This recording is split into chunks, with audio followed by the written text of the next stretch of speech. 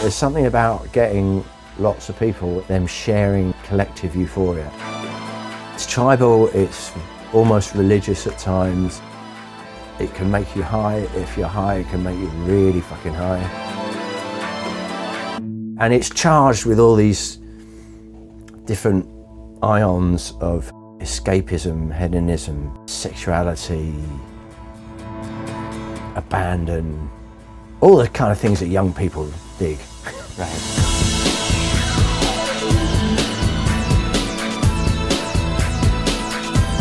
I started DJing because I was a vinyl junkie. I was the only one who had all the records. 39 years I've been DJing. Have fun and break rules. That was my mantra. What makes 250,000 people come to Brighton? You. If there's a city that you live in and you're proud of and they're proud of you, there's no bigger pride than to do a big show and celebrate that mutual relationship. I think I enjoyed it more before I was sober, but I can't actually remember. I think I do a much better job now I'm sober. I get possessed by some spirit.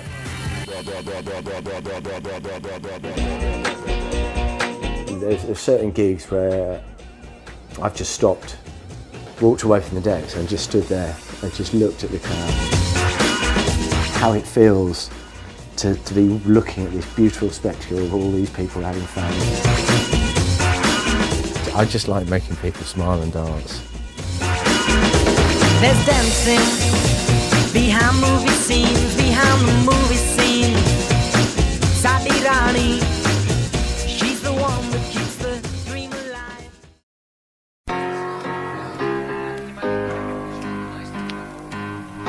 When I moved to England in the late 90s, Fatboy Slim was everywhere. The legendary English DJ and record producer was winning Grammys and music video awards at will. Dropping hits like Praise You, the Rockafeller Skank, and Weapon of Choice, the whole world had its eyes on Britain and the big beat movement that he founded. I figured I'd never have a chance to meet him. Well, all that would change, because Norman Cook has invited me to his home in Brighton, a coastal enclave only 1 hour from London, but a place that couldn't be any more different. This is where he crafted his music in his own club starting in his teenage years that ended up changing the world. 20 years on, now Fatboy Slim is an in-demand DJ, playing at clubs and venues all over the world, from Ibiza to New York City to Rio de Janeiro. He's collaborated with the likes of Dizzy Rascal, Iggy Pop, and the Beastie Boys. But who is he now? What keeps him going? I've heard he's a man that just wants to make people happy.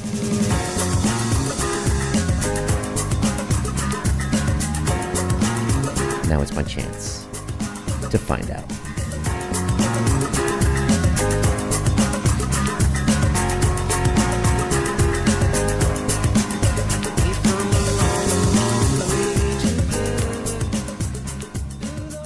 What we're about to do now is the world's shortest commute.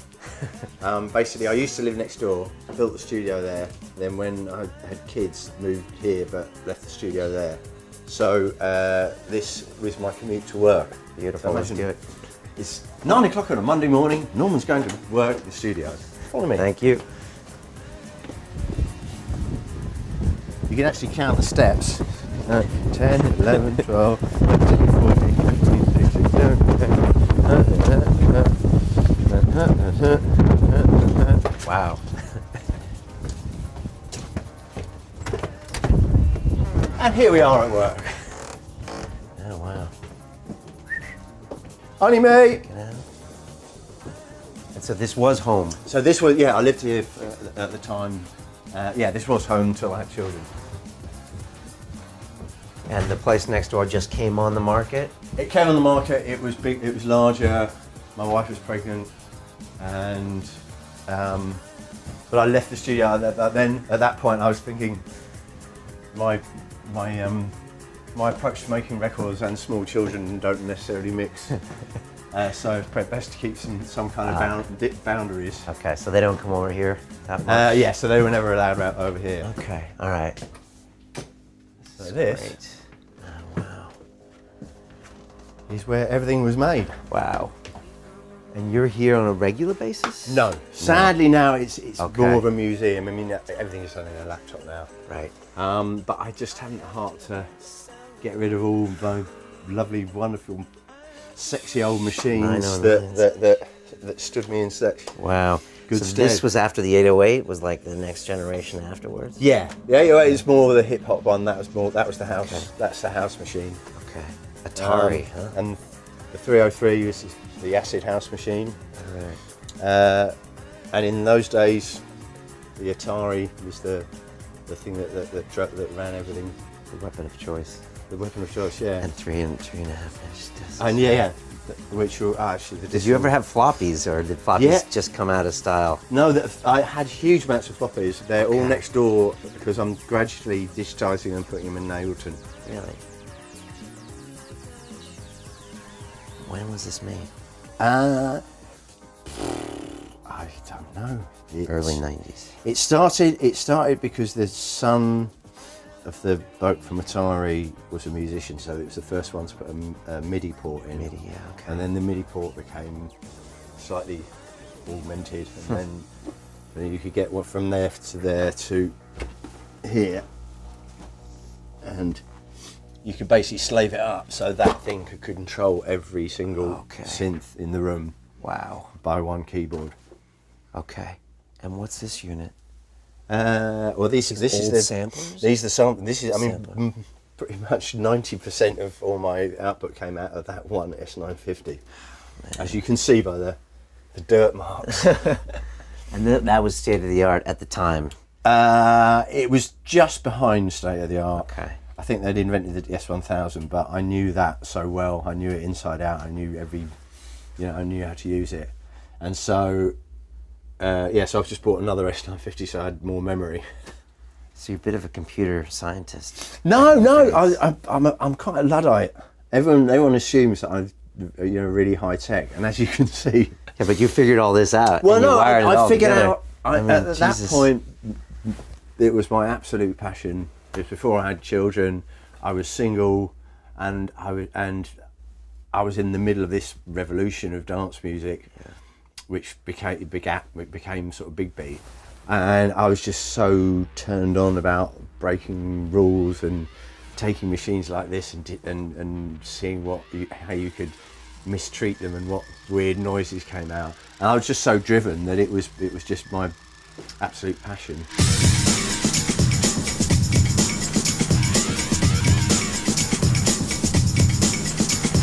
Do you have anybody to collaborate with as far as that was this into this electronics and computer stuff, or Not into the electronic side of it. In terms of ideas, when I bumped into Chemical Brothers and John Carter from Monkey Mafia and Richie Fearless, we felt like we were kindred spirits, and we were breaking the same rules. Okay. They had a club in London called the Heavenly Social. We had a club down here called the Big Beat Boutique. And I'd go and play at their club, they'd come play at my club, and we'd swap ideas. But yeah, we would swap a lot of ideas about, where did you get that break beat from, or how did you make that noise, or did they have similar setups? Did you ever go into their? They did. Okay. Yeah. So you would trade. Well, some tech in ideas. those days, this is all there was. Okay, but this would have cost 10, 20 grand, 30 grand. In the days. No. It was the first time it became affordable. Before that, that, when you had Fairlights, Fairlight was the price of a small house. But no, these things were cheap as chips. Yeah, okay. Still are. Not that at the time, maybe. That at the time, that was an investment, but like I said, you can make a whole record out of one of them. And so this is like mid '90s when you're hanging out with Chemical Brothers and all that stuff. Okay, and you would go to London for influences. No, I'd go to London to party. Okay. All right. I'd go to dance, but during that, I would come home with some influences. But I generally went there to party, not to. To research music. Yeah, no, the influences came sitting in this room. That was this is my mood board wall.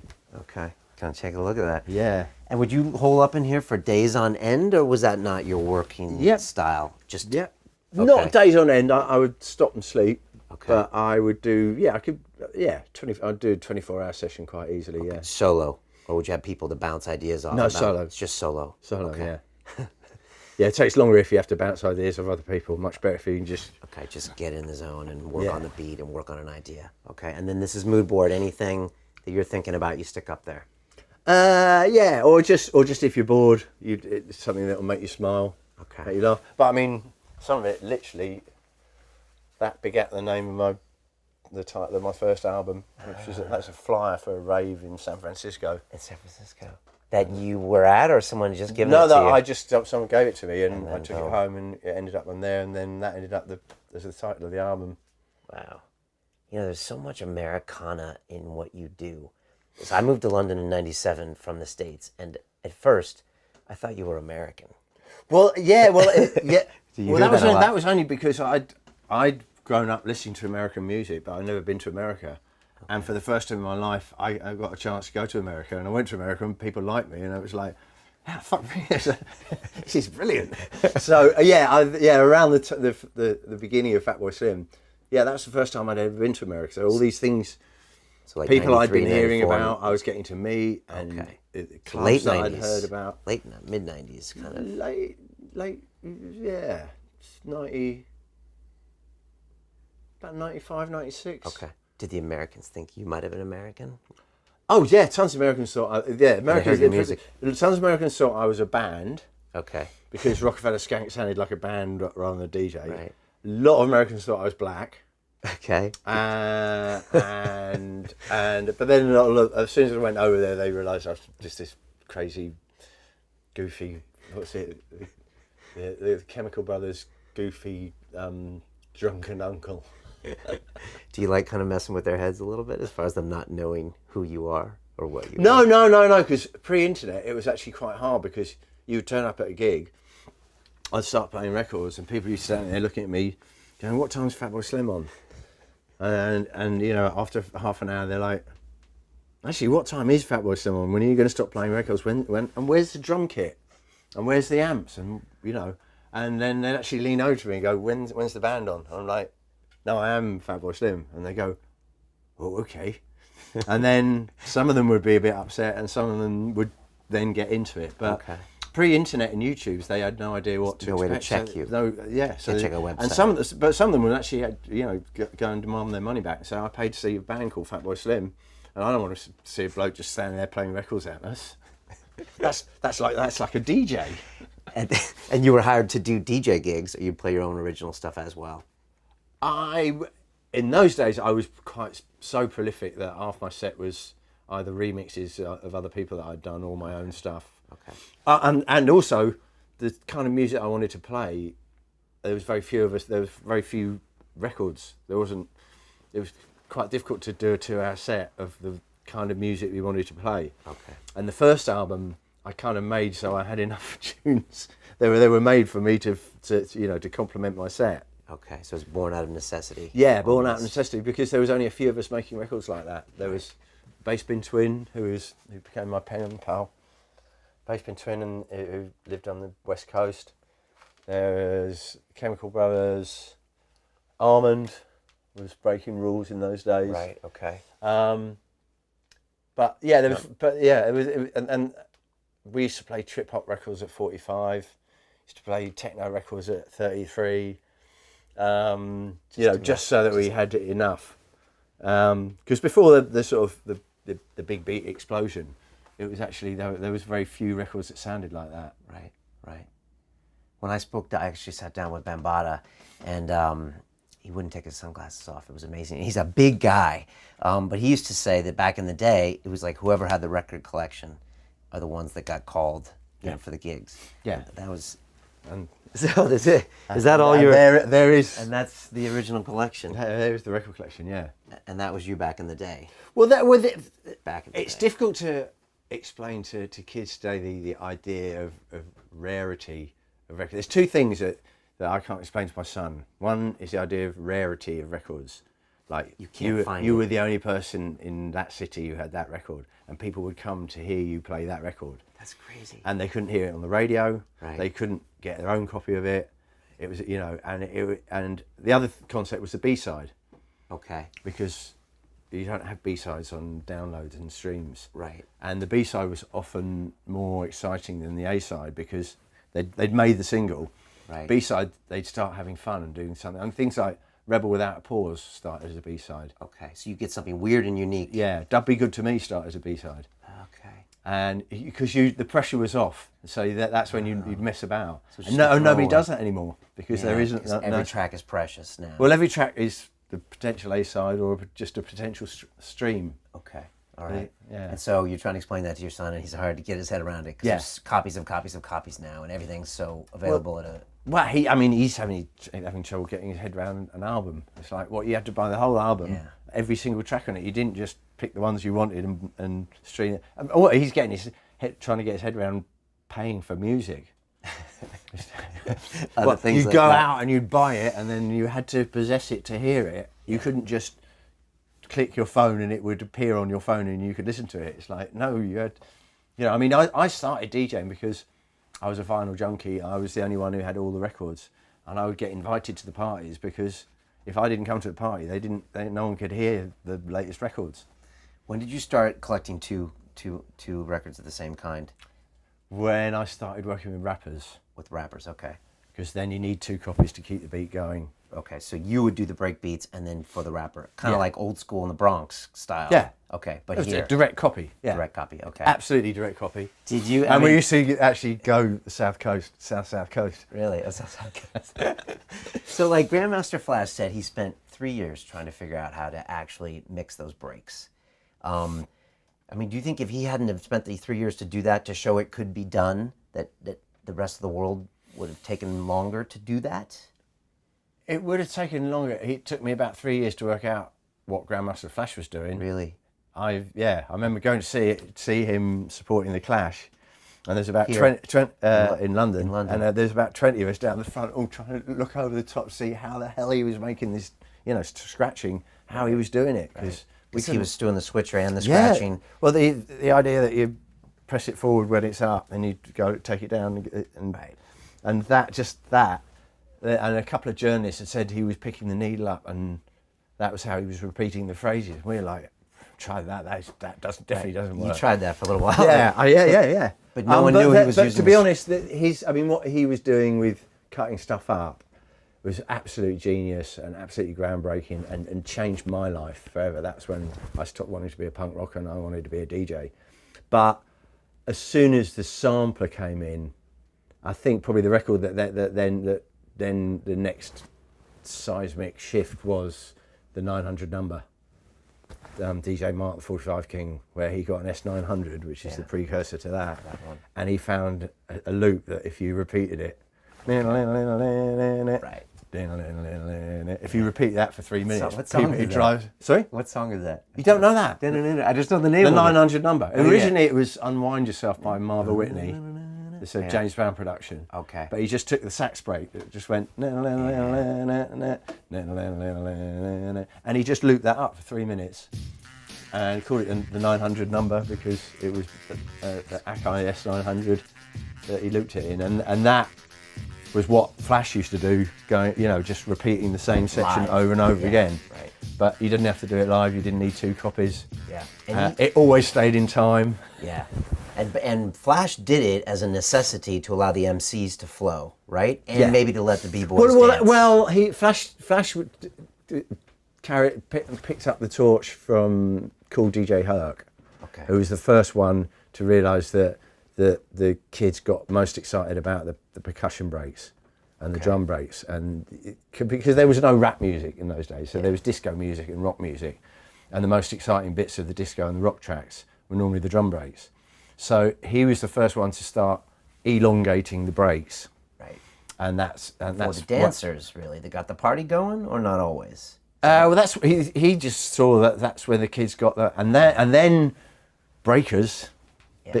Breakdancing was not called breakdancing because you broke your limbs doing it. It was because you'd wait for the break, then you'd start dancing, and then you'd start doing the acrobatics, and that's when the crowd would start getting really excited. So Herc worked out if you bought 2 copies, you could elongate the break, and the break dancers would get more frantic. But he never quite worked out how to do it on beat. Okay. Flash took that and then worked out how to do it on beat, and worked out that while you were queuing it up, it made this wiki noise. And then he was and he invented scratching. Right. And so, yeah. Did you meet these guys? Did you ever get to meet? I mean, Herc's I haven't met Herc. I've Okay. met Flash many a time, and I mean, I've always cited him as one of my biggest influences, and you know, the reason why I stopped wanting to be in a punk band or a rock band and actually wanted to be a DJ. And yeah, no, Flash I have. Herc, sadly, never met him. Right. Yet. And what about breakdancing? Like, there's always seems to be little breakdancing elements in even some of your videos. I mean, whether it's Spike Jones doing his, you know, improvisational breakdancing number on the, you know, in West LA, or some of, you know. I think that was just a reference, a historical reference. Okay. To, like I said, we basically little snippets of information pre the information superhighway we have nowadays. Right. We just get these little snippets of what was going on in the South Bronx and the block parties and DJ Herc, and every now and then a cassette would come over with all these breaks on it and Cash Money cutting up and stuff like that. And we would just get these little snippets and get really excited about it and try and do it our way, a sort of English way. But it was the osmosis of how information travelled was much slower in those days, pre-internet. Right. And what was the English way? And is it a bit of a Brighton way? Because like you're here, you're on the water. It felt like you almost had like a laboratory down in the town where you had your own little club, and you'd play some beats in there, and then you'd see how the crowd react, and then you'd come back in here and like you're a mad scientist, but you also had that practical, feedback loop. Well, I was really lucky because by then I'd been a DJ for 10 years, so I was quite experienced as a DJ. I'd also been in bands by that point. I'd been in the House Martins and Freak Power, so I knew about musical structure and production. Right. That a DJ wouldn't know necessarily. Yeah. And whether something's in key or not. People do mixes. I'm like, yeah, it's not actually in key. That's quite painful to the ear. And they're like, what do you mean? I'm like, well, that's your bass line's in G and the singer's singing in C. So I had a kind of grounding from both sides, from the purely DJing and club side of it, but also from performing on stage and being a musician and knowing chords and being able to play musical instruments. So I kind of had a head start on other people. Okay. And then also having the club night here that you started having was like your own little place to experiment and play around. And yeah. I don't know, I always get this feeling that if you had been London-based, like, with the Chemical Brothers the whole time, your sound would have been a little different. Yeah, there was something distinctly Brighton about our approach.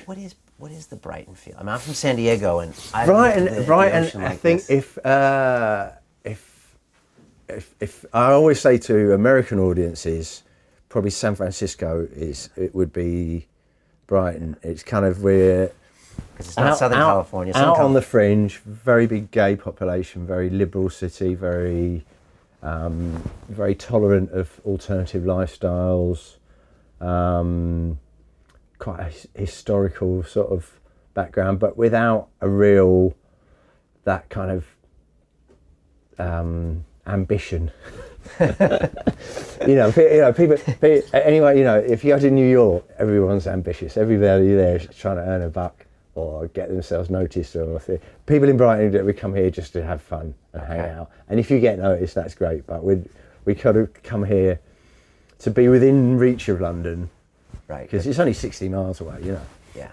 But it's people in Brighton are a bit more laid back and a bit less pushy and ambitious. Okay. And that came out in the music? I think so, yeah. Also, we're quite proud of the fact, and I think we're friendlier. We're friendlier, and we like the fact that we could, and also but also at the same time, a little bit proud of the fact that we're not London. I mean, I used to write Made in Brighton on my records because they were recorded down here, because everyone expected as soon as you get famous or you need a recording studio, you automatically go to London. It's like, no, we stayed here. And Skin, our record label, was a Brighton record label. And so the whole thing was done here. We didn't need London. But I mean, that goes, pre that, in the House Martins, our first album was called London Nil Hell 4. you know, the wind-up has started, even in those days. You're always representing Brighton, and it's Well, just a little bit. Well, just kind of. A lot of people in London think it's the centre of the universe in a way that, you know, a lot of capital cities do, and they don't believe that anything of any interest or note happens outside their city. And what is it about the water? I mean, does this help you create? Does it calm you down? No, I don't know. It's, for me, it's when you get stressed out about life. When you're in the middle of London, you're surrounded by traffic and noise and people and everything. Here, no matter what goes on, whatever kind of shit goes on that side, you can turn your back on it and go, ooh, ooh. You don't feel surrounded and hemmed in by it. There's always that peace that way. Yeah. And if that gets too much, you just ignore that and look that way. That's how I see it. Yeah. Whether or not, I don't know. I think it's less of an inspiration and more of a distraction, because because rather than looking out there and thinking, I know which kick drum I'm going to use on this track, I spend more time looking out there thinking, oh, I'm supposed to get back to work. It's been 20 minutes. Do you get lost in it? Yeah, sometimes. It's kind of nice, right? Yeah, kind of nice. Kind of nice, but again, not necessarily the most productive. And if you're ambitious and you're trying to get things done, maybe you should concentrate and focus a bit more. But there's more to life than being focused. You were really a unique thing at the time, to throw all this sound at people and them not knowing what it is or how even to define it, right?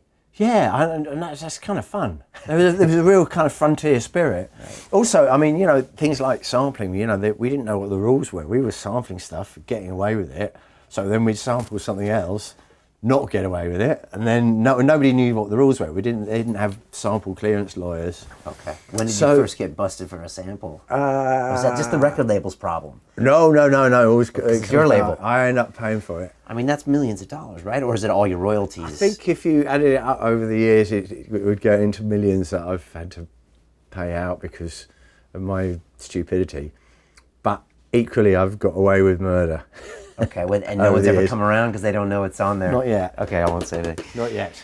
But that was good. It was like you didn't ask for permission, so you just went trailblazing ahead and said, I'm going to take well, in those days, there were no rules for sampling. Nobody quite knew what the rules were.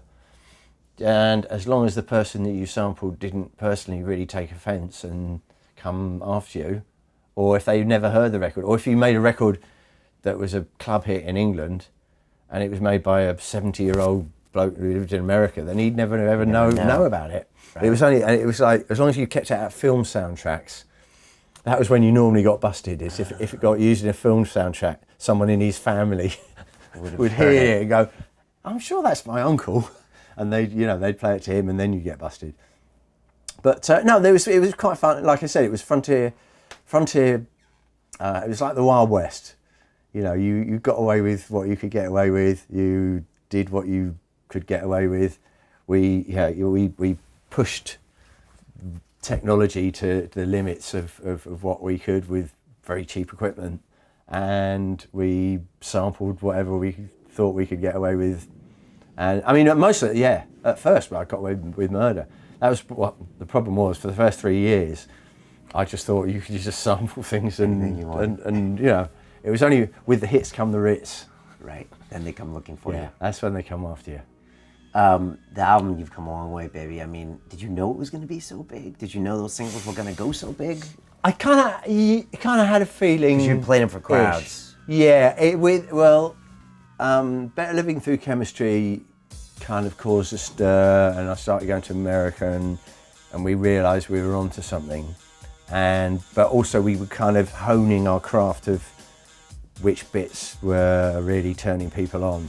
So by the time we came to Come a Long Way, Baby, I kind of knew what I was doing. You know, it wasn't just like, I'm doing something right, but I don't quite know why I'm doing it. It's like, I know which bits I'm doing right, and if I do them and ignore the other stuff. So we kind of figured something was building. I mean, I never thought it would cross over into like the pop charts or get played on the radio or do a deal, get to #1, you know. But we kind of, you could feel the momentum growing. Okay. Like you said, we had our own little club, and the queues were getting longer every week. Right. and you know, we knew, and more people, more journalists were coming down to Brighton. You know, because at first, you know, they would just sort of ring up and say, "We're going to see you next in London." It's like, no, he lives in Brighton, and they're like, "Can we come down to Brighton?" And then next thing you know, there'll be, you know, people coming down to Brighton on a weekly basis. So we kind of figured we were onto something. But even in those days, dance music didn't sell albums; it sold 12-inch singles. Right. And I think the Prodigy and the first Chems album had set the bar of actually maybe you could make a good dance album that would sell. Okay. As a DJ, did that give you think more of a feedback loop than, say, if you had been in a rock band or a pop band, to where you're actually playing these tracks and you can feel like, okay, they like this, they like this. So that gives you a unique kind of a feedback loop. So, at best, I mean, probably the best example was Rockafeller Skank, because I played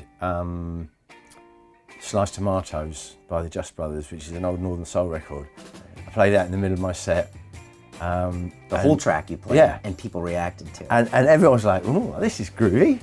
So I thought, like the 900 number, that riff is a good little groove. So I looped it up, but it was completely the wrong speed. And then I remembered I had this sample of somebody saying, right about now, it's no other than the Funk Soul Brother.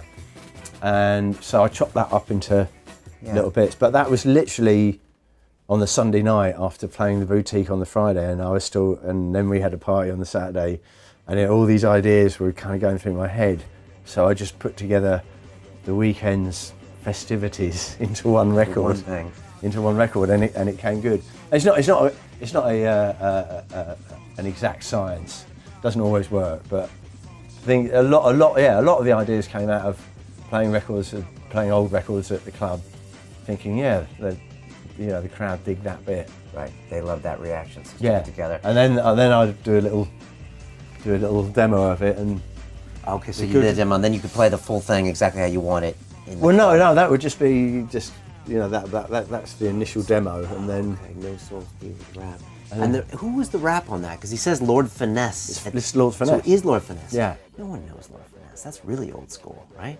Yeah. Well, I mean, that was one of my things of sampling.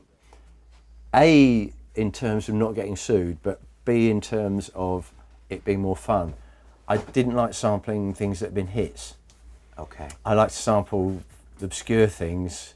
The best thing is to take a really shitty record, find that one good loop out of it, and make a really good record out of it. Rather than, I think around that time, I think there was P. Diddy doing "I'll Be Missing You," and it's like, you've just taken a Police song that you know that everybody likes, and you've just changed a couple of words. Yeah. There's no, it's like shooting fish in a barrel. There's no, where's the art in that? Yeah. So he used to make fun of himself in his own lyrics, right? I take hits from the '80s. Yeah. So mine was never sample a tune that was a hit in the first place. Okay. Because that's too easy. And so you would end up with all these piles of junk shop records that you've bought because they had really silly, they had stupid looking covers. And you got all these in Brighton or somewhere in No, England? everywhere I went around the world, I would spend the afternoon in a thrift shop. And so then you just brainstorm. You're in here and you go through, okay, what do I remember about that? But you got to take it out and physically play it on the thing. And then I put it on a disc. Okay, if it sounds interesting. If it sounds interesting, or if there's a drum beat on its own, or a bass line on its own. You put it on disc so later you can grab it. Yeah. Although there doesn't seem to be a complicated cataloging system going on here. Well, no, that's because that bit was full, but they're all next door being digitized. Okay. But you used to be kind of alphabetized, or you kind of know where everything was? I could bore you for hours I've got little notebooks with them all written down. Yeah, I heard about that. Yeah. That's pretty interesting. And you had the beats per minute on each track, and you always had 2 records? Yep. Okay. All right. I got rid of a lot of the second copies because I was running out of room, but okay. But all the stuff I DJ'd with, this is just all stuff. Ideas for music. And none of these things are famous, really. No, and most of them are pretty bizarre looking. And American. Wow. All American? Mainly American, yeah. Okay. Because they had the volume and all the funk and the weird stuff. Yeah, and they were taking drugs. Okay. Did that help? Yeah. I mean, the sort of the... What's the if drug it's of choice here? A multi... Music. Sorry? Heroin? Marijuana? What's the drug of Marijuana choice? mainly. Okay. If it's a multiracial band with long hair and who look like they took drugs, then normally there'd be something good on there. That's it. Look at that. That's awesome. I was watching this documentary on the Eagles, and they were talking about how the drugs kind of changed their music, and it was like the weed era, and then when the cocaine era came in, all the music changed. But I don't know if that was a lagging indicator or a leading indicator. Of the drugs. Yeah, it's quite hard to tell from people's haircuts and clothes what drugs they're taking, but so you have to take a bit of a punt. Okay, but you can guess. I don't know. It just, if they just look like they were a bit freaky, they're more likely to play freaky music, and that I'm more turned on by freaky music than I am by pop music. Okay. This is exactly where the Lord Finesse came from. Oh, is it? Yeah. Okay. And that's one of his... It was a whole load of drum loops, and he just did a little vocal introduction saying, "Welcome to Volume 2 of Tracks of Barn Dogs, right about here. It's no other than the Funk Soul Brother, Lord Finesse." And then boom, it clicked in your head, and then you sped it up on the keyboard. I chopped it into syllables so that I could make a rhythm out of it. Okay, Yeah. check it out now. Okay. Because he wasn't actually rapping it; he was just saying it like a bumper, like a radio ID. And when it comes to a video like that, again, is it all that stuff that's in your head where you're like, I want the guys with afros doing this? Oh no, I hated that video. I thought that was every single cliche that I hated. Okay. And while I was out there filming that video and hating it, I bumped into Spike Jones, and he showed me this video of him just doing really stupid breakdancing to and I was like, okay, scrap that really expensive video full of cliches. Let's make one with Spike. Why did you feel Spike right away? Like, why did you? He found me. Okay. He found me. I got to the again. It's next door. I got to my hotel room to do my little cameo in the official Rockafeller Skank video, and there's a VHS in my room with a little note saying, "I saw this guy dancing to your tune. Thought you might like to see it. By the way, I'm a real fan. Love, Spike Jones." And I watched it and I thought, this is great. I said, right, okay, cancel tomorrow's shoot, really expensive shoot. This is going to be the video. And the record company went, no, I'll do that. That's really cheap shit. Which it was. So why did it move you? Because it was cheap shit and it was silly and it wasn't riddled full of cliches, and it took music as seriously. It took videos as seriously as I took music, which is nothing is sacred.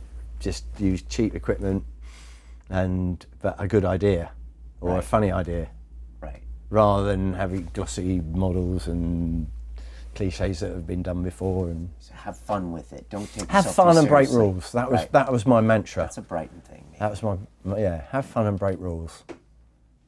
But don't upset anyone. Not to upset people, just in the name of fun. Okay, and when Spike's jumping around on the sidewalks of New York City or whatever, doing his performative dance, that to you was like. I was like, yeah, that really makes me laugh. It really brings the song to life. The whole slowy down bit, he went all slow down, yeah. and he's bumping into people, he's knocking people off the pavement. Yeah. It was completely like illegally filmed, and that as well. That ended up as the Praise You video. Yeah. We didn't have time to cancel all the other things that we'd done for the Rockafeller Skank, but I said, you've got to do Praise You. You've got to do the next single. So he did Praise You, and he said, well, let's take it one step further, and rather than just me doing it, let's get a little troupe all doing. But a lot of those moves were in the original thing that he sent me. Was it hard to sell that to the label? Yeah, really hard. I mean, it was an $800. It wasn't hard to sell it to them because it was an $800 video, and they're like, fine. When I showed it to them, they went, okay, we've got to make a proper one because that just looks. And I said, no, trust me. And they took it to MTV, and MTV said, we're not going to show it. It's, you're just taking the piss. This is just cheap rubbish, and we've got to make another one. And I said, no, we're not making another one, that's it. And they were like, okay. But then VH1 picked up on it, and they had some viewers vote thing, and it won the viewers vote like 5 weeks running because everyone thought it was hilarious. And I suppose it was the first sort of viral, something that wasn't, you know, it was under the radar, and kids are going, have you seen that? Have you seen this video? Yeah.